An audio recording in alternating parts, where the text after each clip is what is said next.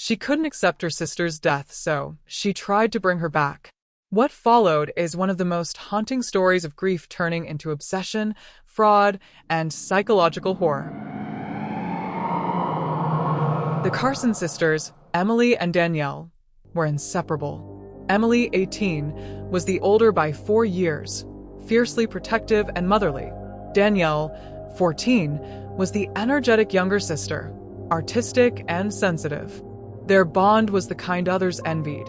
Their mother had died of cancer when Danielle was just 6, and Emily stepped up, becoming more than just a sibling. She was her anchor. They lived with their emotionally distant father, Richard Carson, a retired Army officer who buried himself in books and old jazz. Emily basically raised Danielle, helping with school, driving her to art classes, and attending every parent-teacher conference. Neighbors often described them as soul twins. You rarely saw one without the other. But then, one rainy night in March 2003, everything shattered. Danielle was riding with her best friend Olivia and Olivia's mom.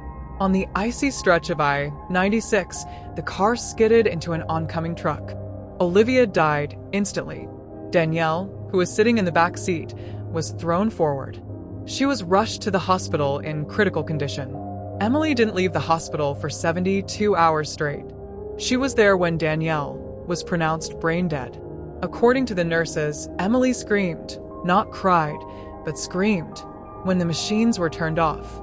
She fought staff, had to be sedated, and later claimed that she felt her sister's presence even after death. "She's not gone," Emily whispered to one nurse. "I feel her with me. She's just waiting." The funeral was private. Emily refused to allow Danielle's classmates or even their father to speak. She kept Danielle's ashes and had them placed in a custom glass urn on her bedroom dresser. In the months that followed, Emily's grief became something else. She began dressing like Danielle, down to wearing her school uniforms, styling her hair identically, and even changing her voice to mimic her younger sister's lilt. She withdrew from college and refused therapy. On her now private blog, she wrote daily diary entries signed Danielle. She got a tattoo of Danielle's name down her spine with the words, "Not gone, just quiet." Her father, disturbed by the behavior, attempted to intervene, locking away Danielle's belongings. Emily retaliated by moving out. She took the urn with her. Friends said she began talking to it, bringing it to coffee shops, sitting it across the dinner table, even introducing it to strangers as my sister, Danielle. Then things got worse. Emily rented a studio apartment downtown and turned it into a shrine. Photos of Danielle covering the walls, Danielle's favorite music playing constantly, candles burning near the urn day and night. She joined online forums about spiritual contact, astral projection, and necromancy. In late 2004, Emily was caught trying to bribe a funeral home employee into letting her exhume Danielle's remains. When refused, she stalked the man for 3 weeks, eventually breaking into the cemetery grounds at night with a shovel and a flashlight. She was arrested but only charged with trespassing. The court mandated therapy, which she attended twice and never returned. What most didn't know was that Emily had also begun forging documents, school IDs, library cards, even a fake birth certificate, to bring Danielle back. Using her resemblance and forged documents, she attempted to enroll in a local high school under her sister's name. Administrators were alerted when a teacher, who had taught Danielle 2 years prior, recognized Emily despite her dyed hair and changed clothes. She was again arrested, this time for identity fraud.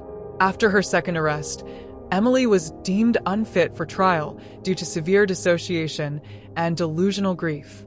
She was committed to a psychiatric hospital for 6 months, during which she wrote thousands of letters to her sister. Most began with, "Today I saw you." She convinced a fellow patient to help her escape in early 2006. 2 days later, police found her at her old home, where she had taken her father hostage. She was wearing Danielle's clothes, forcing him to call her Danny. She'd set the living room up like a teenage girl's bedroom and placed the urn at the dinner table. When sweat entered, she was cradling the urn, rocking back and forth, whispering, "I'm not letting go." Richard Carson survived with only minor injuries. Emily was restrained and taken back into custody. This time, the state placed her in a long-term psychiatric facility. Emily Carson remained institutionalized for over a decade. In 2018, her story resurfaced when a nurse anonymously leaked a series of Emily's paintings, haunting portraits of two identical girls melting into one figure, eyes hollow, urns replacing hearts. Psychologists labeled her case as one of the most extreme cases of grief-induced delusional identity disorder ever documented. Emily never accepted that Danielle was gone. In a final note she left in 2021, just before attempting suicide, unsuccessfully, she wrote, "She's just sleeping. When the world forgets her, she'll wake up. But I'll remember." So she rests. Emily now lives under 24-hour supervision in a state mental care facility in northern Michigan. She hasn't spoken in years, but still carries a small urn made of blue glass. Authorities believe it's empty, but she won't let it go. Grief can twist the human mind in unimaginable ways. For some, it fades with time. For others, like Emily, it becomes a prison, a place where love and loss merge into obsession. The story of Emily and Danielle Carson is a haunting reminder. Some bonds, when stretched too far, don't break, they unravel.